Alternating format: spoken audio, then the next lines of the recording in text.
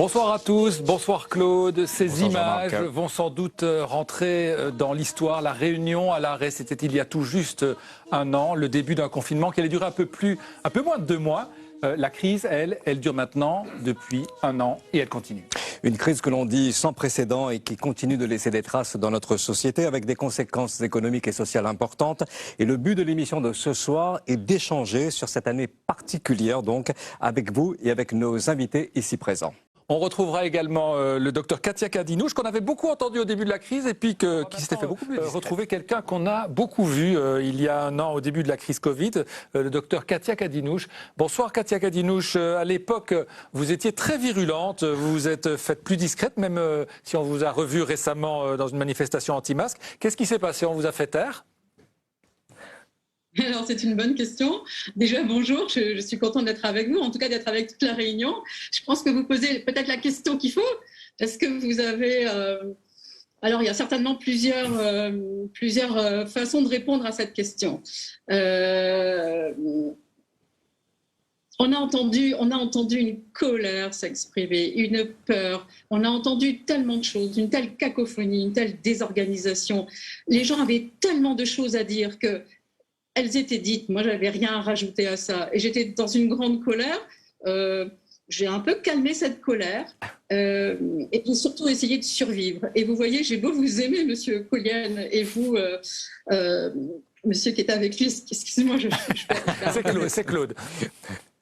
Claude, excusez-moi Claude. Donc j'ai beau vous aimer énormément, je me rends compte que je suis extrêmement contente de ne pas avoir de télévision, de ne pas être baignée dans ces bains-là que vous, médias, je suis navrée d'avoir à le dire, mais vous savez que je vous le dirai comme je le pense, vous nous plongez dans des bains qui sont des bains d'horreur, vous avez des murs qui sont constellés de rouge, on voit que la réanimation, on a toutes les infirmières de réa, est-ce qu'on a besoin de voir ça? Est-ce que c'est notre problème permanent?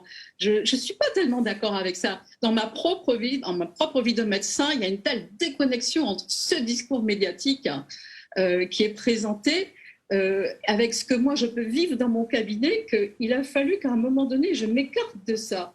Et je dois dire que ce qui a vraiment déclenché tout ça, ça a été de voir une certaine forme de brutalité dans les mesures de pour ceux qui pensaient différemment. Il y a une brutalité qui ne m'apparaissait pas logique, pas cohérente. Et puis un jour, j'ai vu, jusque peut-être au mois de septembre, je n'ai pas embrassé mes enfants parce que je ne voulais pas être un vecteur de la maladie. Et puis un jour, en allant voir ma fille jouer au théâtre, j'ai vu des gens arriver et s'embrasser et ça a été un électrochoc, je dois le dire. Parce qu'ils avaient l'air heureux. Docteur Kadinouche, quel regard vous portez aujourd'hui donc, un an après la crise Covid? Quel regard vous portez sur la maladie, sur le virus et les variants? Non, vous essayez de m'attirer sur quelque chose que je crois qu'il Votre regard est important, docteur Kadinouche. Vous étiez avec nous au mois de mars 2020. Oui, mais je vous dis, moi, dans mon cabinet au port, nous voyons énormément de monde. C'est pas le problème, le Covid.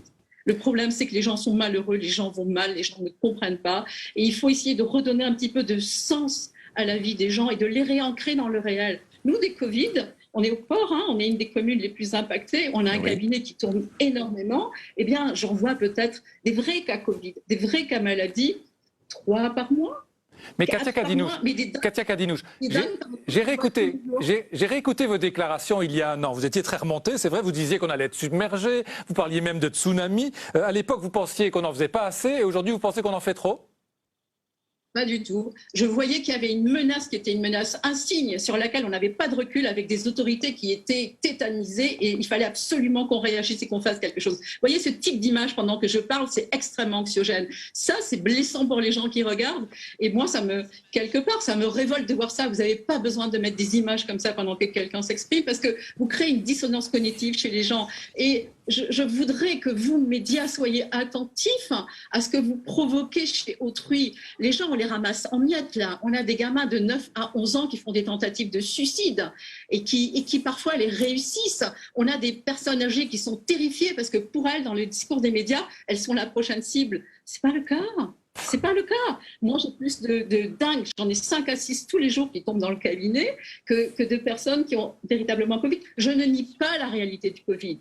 Mais je dis que punaise, on peut quand même vivre en respectant les gestes barrières, en faisant ce qu'il y a à faire, et que peut-être, et peut-être même pas peut-être, parce qu'au fond de moi, c'est pas la pensée que j'ai, il y a peut-être d'autres solutions à ajouter à la vaccination. Comment vous voulez que nous, médecins, on voie des patients qui sont extraits du circuit médical parce qu'ils font des tests, ils ne sont pas vus par un médecin, comme j'ai vu aujourd'hui une dame, c'est une secrétaire de l'ARS qui lui téléphone et qui lui dit vous prenez du Doliprane, vous n'allez pas voir votre médecin, c'est marqué en grand sur son petit papier, vous n'allez pas avoir, vous lui téléphonez. Vous croyez qu'on fait des consultations médicales au téléphone?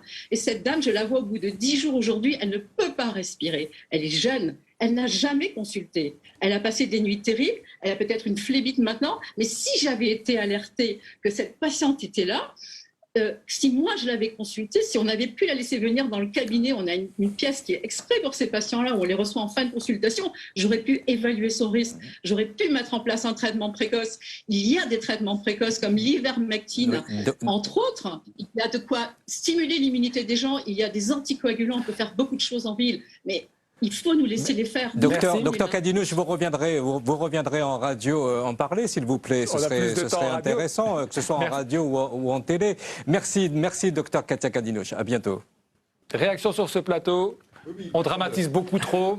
Oui, une personne qui est très passionnée et qui vit les choses à sa façon, et on la reconnaît, c'est comme ça qu'on l'aime. Juste un petit mot, l'ivermectine, pour l'instant, n'a pas montré d'efficacité, donc il ne faut pas avoir de regrets pour ne pas avoir donné cet antiparasitaire qui s'est prescrit à 10 fois la dose normale à des patients, parce qu'il est prouvé, comme l'hydroxychloroquine, malheureusement, que ça ne fonctionne pas.